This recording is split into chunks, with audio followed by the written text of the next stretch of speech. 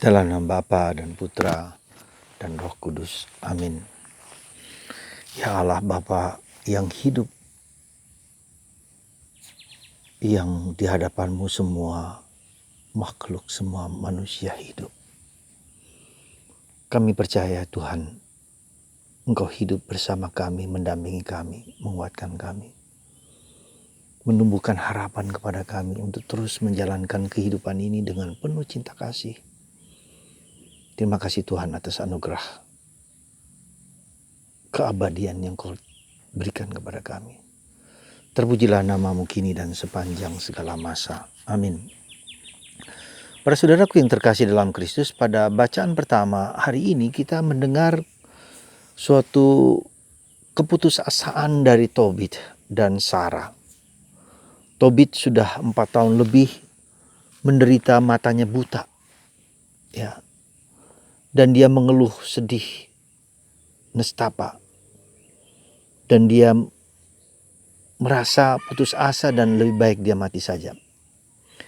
Demikian juga dengan Sarah yang menikahi 7 pria tetapi semua mati. Karena semua dibunuh oleh si iblis Asmodeus. Kedua-duanya mohon kepada Tuhan mengungkapkan hatinya, penderitaannya dengan jujur di hadapan Allah. Dan mereka dengan penuh kerendahan hati meminta kepada Tuhan, kepada Yahweh untuk menyembuhkan mereka. Dan karena Tuhan kita adalah Tuhan yang hidup, maka Dia mengirim malaikat Rafael untuk menyembuhkan Tobit dan memberikan anak Tobit, Tobia, kepada Sarah. Saudara, tidak ada satu penderitaan pun yang tidak didengarkan oleh Tuhan. Dan ini harus kita yakini dengan sungguh-sungguh. Sekali lagi, tidak ada satu doa kita yang tidak didengarkan oleh Allah. Ya. Dan Dia dengan hak khususnya akan memberikan yang terbaik untuk kita. Entah itu mengabulkan, entah itu tidak mengabulkan, itu hak Tuhan. Tapi Tuhan mendengarkan doa-doa kita. Karena Tuhan kita adalah Tuhan yang hidup. Karena itu dalam bacaan Injil hari ini, Yesus ditantang oleh orang Saduki tentang seorang wanita yang punya 7 suami dan mati semua. Lalu pada akhir zaman ketika dia bangkit, apakah atau siapakah yang akan menjadi suami dari wanita itu? Saudara, Yesus mengatakan kalian sesat. Sekali lagi kalian sesat. Nah, itulah seringkali kita sebagai manusia seringkali menyamakan apa yang di dunia ini dengan yang di surga. Ya. Di surga itu seperti kata Paulus tidak sebanding dengan penderitaan yang kita alami, tidak sebanding dengan kesukaan, kesenangan, kebahagiaan duniawi, tidak sebanding. Kita lihat dalam pengalaman Petrus, Yakobus dan Yohanes bersama Yesus dalam kemuliaan Yesus di surga. Wajahnya berkilau-kilauan dan tak seorang pun yang dapat bisa mencuci kebersihan warna dari kain putihnya Yesus. Seperti itu. Jadi orang tidak lagi kawin dan mengawinkan. Di surga, di hadapan Allah, semua orang hidup. Maka sangat aneh ya bagi kita orang Kristen, orang Katolik, ketika ada yang mengatakan, agama tertentu mengatakan di surga kita akan dilayani oleh 72 bidadari. Itu kan mitos yang gak logis. Kita mau menerapkan yang di dunia ini di surga tidak bisa. Surga itu melampaui semua bayangan kita yang tak dapat dipikirkan oleh manusia. Karena itulah maka kita sebagai orang Kristen harus bersyukur dan berterima kasih. Bahwa kita akan mendapatkan suatu kebahagiaan yang tak dapat dilukiskan dunia yang sekarang ini kita hanya sekedar mencicipi sekecil. Ya. Dan itulah yang menguatkan kita semua. Ya, menguatkan kita semua bahwa perjuangan pergulatan kita di dunia ini sebesar apapun, seberat apapun penderitaan, sehebat apapun penderitaan, tidak sebanding dengan kemuliaan. Ya, maka ini suatu penguatan bagi kita, suatu penjelasan, suatu penerangan penjelasan yang kuat bagi kita. Supaya kita tetap bertahan dalam segala sesuatu.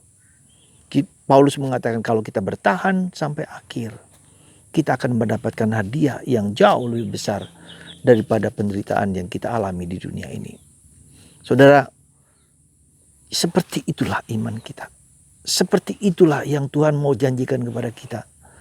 Jadi Yesus justru berkorban, disalibkan, diperlakukan begitu luar biasa mengerikan, supaya setiap orang, Yesus mengatakan, setiap orang jangan binasa, tetapi sampai kepada kehidupan kekal, keabadian. Ya. Nah, maka kalau ini yang Tuhan janjikan kepada kita, maka mari kita bertahan.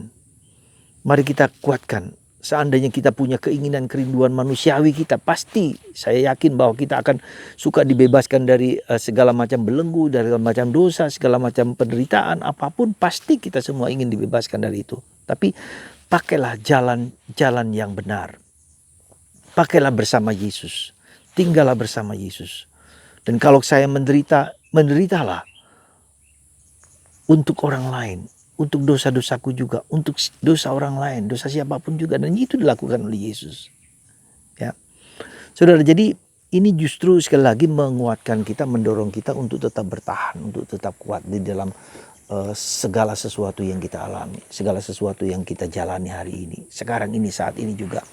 Ya, nah itu juga yang kedua. Dalam kehidupan ini perspektif hidup kita adalah perspektif ilahi, perspektif keabadian, perspektif kemuliaan, kerajaan Allah. Ya. Karena kita sekarang ini sangat-sangat dipengaruhi oleh keindahan, daya tarik duniawi, daya pesona duniawi yang tak terkirakan, mungkin juga dalam batas tertentu orang lain. Tapi itu tidak lagi sebanding, saudaraku sekali. Boleh kita menikmati apa yang kita terima di dunia ini. Entah ke rumah, entah mobil, entah harta, entah kekayaan, entah kenikmatan, apapun juga. Ya. Boleh kita nikmati, tetapi jangan pernah itu menjadi satu-satunya yang kita cari di dunia ini. Ya, bukanlah satu-satunya yang kita dambakan di dunia ini, karena itu tidak akan dapat menyelesaikan apa yang sungguh-sungguh menjadi kerinduan hati kita yang terdalam. Maka Santo Agustinus mengatakan hati kita diciptakan hanya untuk Allah. Ya, sekali lagi, hati kita, hidup kita diciptakan hanya untuk Allah, bukan untuk yang lain-lain. Maka seberat apapun kita harus perspektif kita. Ya, jangka panjang kita, hidup kita berapa tahun? Pemasmur bilang 70 atau 80 jika kuat. Setelah itu tidak lagi. Maka mari kita mohon rahmat itu kepada Tuhan. Yang kedua, kita itu diciptakan untuk keabadian. Ya, Anda lihat, Anda ingat ketika dalam kitab Kejadian, si iblis itu tahu bahwa manusia itu diciptakan untuk keabadian. Engkau tidak akan mati. Ya. Jadi ketika dikatakan Tuhan mengatakan melarang Adam dan Hawa untuk mengambil buah itu, kalau kamu mengambil buah itu kamu akan mati. Tapi si iblis tahu bahwa manusia tidak akan mati. Kamu tidak akan mati kalau kamu mengambil itu. Ya, nah artinya apa? Artinya kita itu diciptakan bukan untuk mati, bukan untuk binasa, bukan untuk selesai. Tapi untuk keabadian, untuk kekekalan. Ya. Maka mari kita jalani hidup kita menuju kekekalan itu dengan satu-satunya cara, satu-satunya jalan melalui Yesus dan hidup dalam cinta kasih kepada siapapun. Kepada apapun, orang lain yang kita benci, yang kita tidak sukai, yang kita tidak senangi, berjuang dan bergulat, karena pada akhirnya hidup kita diuji, dites dengan berapa kasih yang telah kuberikan kepada diriku sendiri, kepada orang di sekitarku, orang yang dekat dengan aku, dan kepada umat manusia. Itulah ukurannya.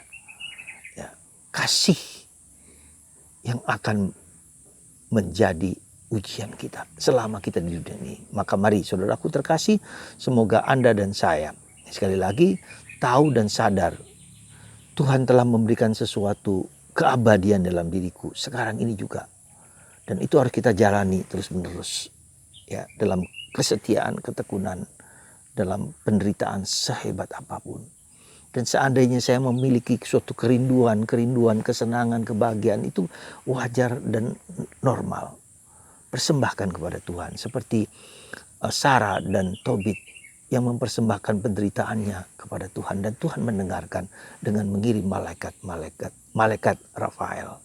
Tuhan juga mengirim pada kita malaikat-malaikat, entah orang dekat dengan kita atau siapapun juga, supaya kita tetap bertahan di dalam Yesus.